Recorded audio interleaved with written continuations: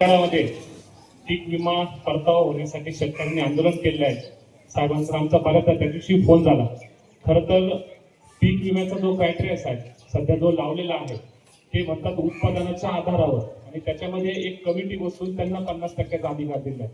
म्हणजे याचं उदाहरण जर द्यायचं झालं तर समजा देवगाव मध्ये 500 गाड्या आहेत, हो, चार चाकाच्या, आणि त्यांचा जर विमा काढला आणि त्याच्यापैकी जर समजा 10 गाड्यांना अपघात झाला तर त्याचा समजा लाख रुपये खर्च आला तर 10 लाख रुपये ते 500 गाड्यांना वाटायचं म्हणजे विमा आहे.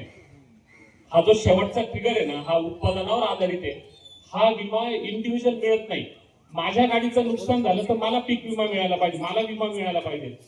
पण होतं असं आहे का, हे सरासरीचा जो ट्रिगर आहे, आमचं म्हणणं असं आहे, मागणी अशी आहे, तुमचा शेवटचा जो ट्रिगर आहे ना तो काढून बाकी सगळे ट्रिगर लागू करा. प्रत्येक शेतकऱ्याला त्याच्या बांधावर जाऊन पाहणी करायची जबाबदारी ही विमा कंपनीची.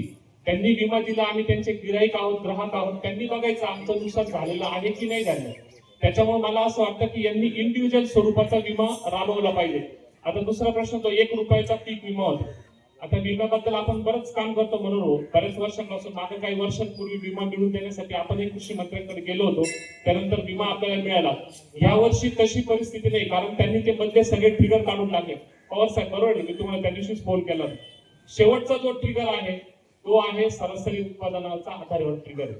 आणि त्याच्यात पण आता त्यांनी 50% केला, आणि 50% जो ट्रिगर टाकला हा त्यांच्या कमिटीचा टाकला, टेक्निकल इंडेक्सचा टाकला. म्हणजे नेमकं काय हे शेतकऱ्यांना संभ्रम अवस्था आहे. मला असं वाटत होतं हे आंदोलन तर ठीक आहे, पण एक दुसरं आंदोलन, एक पेपरला न्यूज अशी दिली का इथून पुढे शेतकऱ्यांनी पीक विमाच काढू नये. पीक विमा काढायचा नाही, त्याचा बहिष्कार करायचा. त्याशिवाय सरकारला अजिबात काढायचं नाही पीक विमा.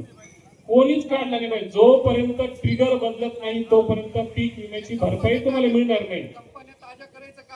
ती साईनाथ जे होते त्यांनी मला सांगितलं की पीक विमा हा मोठा घोटाळा आहे आणि त्याच्यामध्ये हजारो करोड रुपयांचा भ्रष्टाचार त्या पीक विम्याच्या माध्यमातून चालतो, शेतकऱ्यांना फसवलं जातं.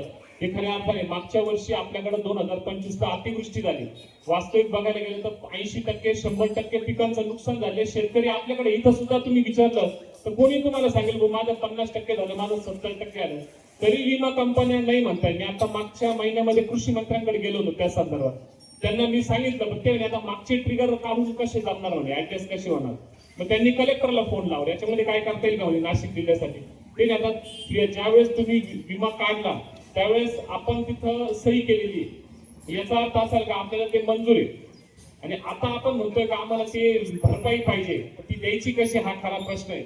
मला असं वाटतंय ना, कन्झ्युमर फोरम जे असतं, ज्याला ग्राहक पंचायत म्हणतो, त्या ग्राहक पंचायतीमध्ये हा मुद्दा घेऊन गेला पाहिजे.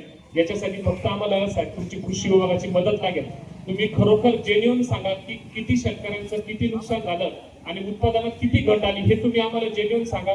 तो तुमचा एक रिपोर्ट आम्हाला भरपाई मिळून देण्यासाठी सफिशियंट आहे. आम्ही कन्झ्युमर फोरम मधून काही महिन्यांमध्ये आम्ही आणू शकतो, ही आम्हाला खात्री आहे. कारण यापूर्वी मी बऱ्याचशा केसेस कन्झ्युमर फोरमला घेऊन गेलोय. ग्राहक मंचामध्ये गेल्यानंतर शेतकऱ्यांना भरपाई मिळेल, पण कृषी विभागाने आम्हाला सहकार्य केलं पाहिजे. आज